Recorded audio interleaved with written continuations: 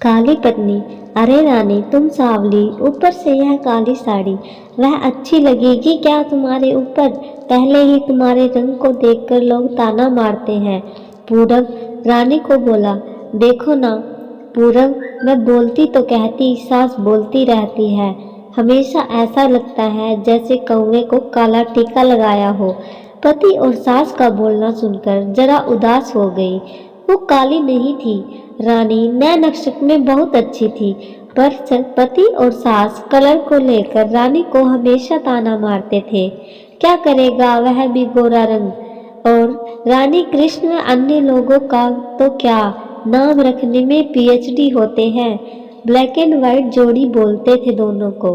पूरब का मन वैसे साफ था, रानी को अगर कोई कलर को लेकर बोलता तो उसे जरा भी अच्छा नहीं लगता था, इसीलिए वह भी थोड़ा बहुत बोल देता था तो उसे इस बात का पछतावा होता था।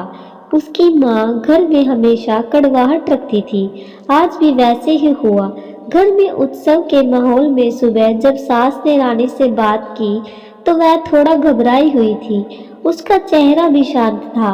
पूरब वास्तव में खुद पर शर्मिंदा था। अपराधी की तरह बैठने के बजाय वह काम के लिए बाहर गया। कई सारी महिलाएं काली साड़ी पहनकर सड़कों पर चल रही थी। सभी की सभी ही गोरी थी, ऐसा नहीं था, लेकिन उन पर वह काली साड़ी बहुत अच्छी लग रही थी। पूरब काम की जगह पर गया। उसका बचपन का दोस्त विक्की और उसका परिवार साथ में था। जान पहचान हुई तभी पीठ के पीछे से विक्की की पत्नी आई। वह भी काली सांवली ही थी, काली साड़ी पहनी। उसने पीछे से एक आवाज आई, प्रतीक्षा दीदी, अच्छी लग रही हो आप, आपकी साड़ी में भी अच्छी, और आप भी। प्रतीक्षा के चेहरे पर खुशी आई। उससे ज्यादा विक्की खुश हो गया था।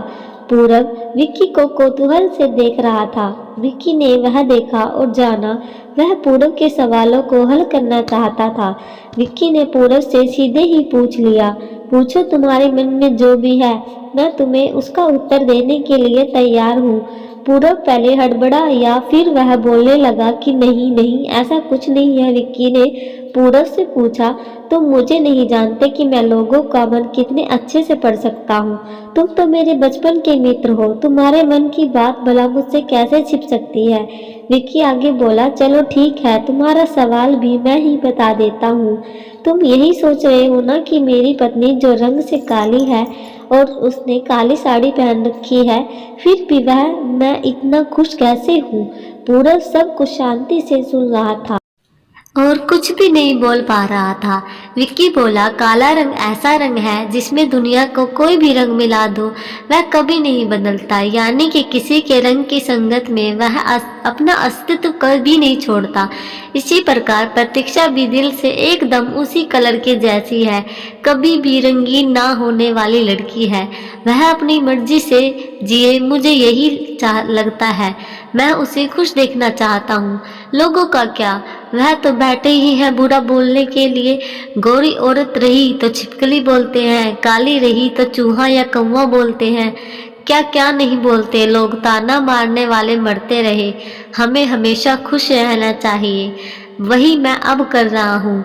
वह सुबह मुझे बोली, मैं कैसी दिख रही हूँ?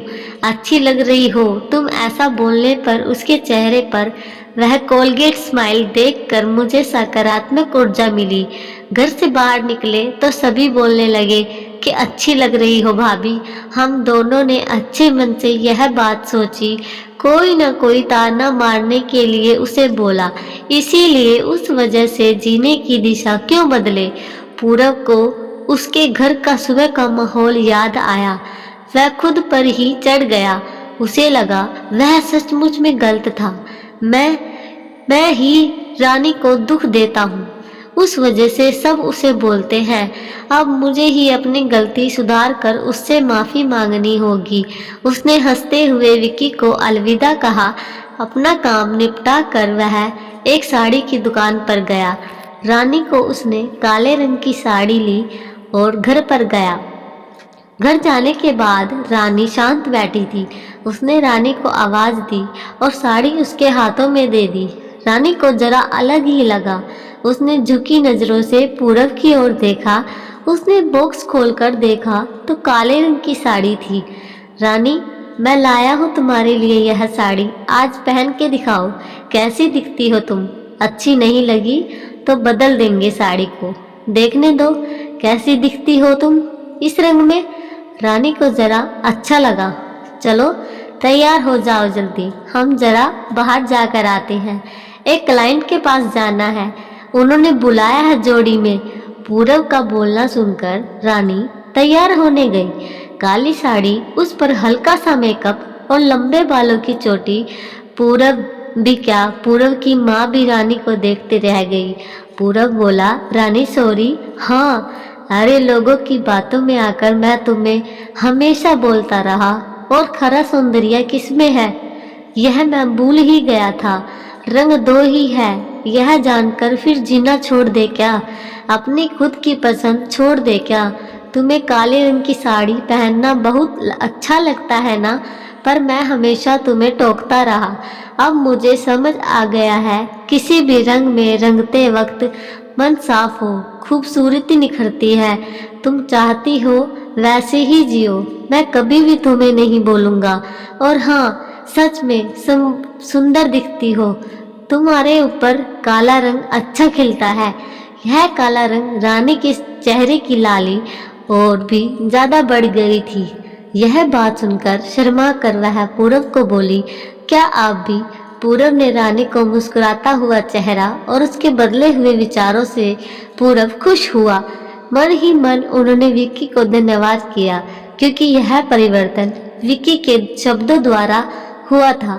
खूबसूरत दिखने के लिए खूबसूरत दिखना जरूरी नहीं है, बल्कि खूबसूरत सोच होना जरूरी है। इंसान का मन सुंदर है तो इसमें कोई फर्क नहीं पड़ता वह इंसान किस रंग का है। दोस्तों, अगर आपको यह कहानी अच्छी लगी हो तो प्लीज़ हमारे चैनल को सब्सक्राइब करें, वीडियो को लाइक और शेयर करें। धन्यवाद।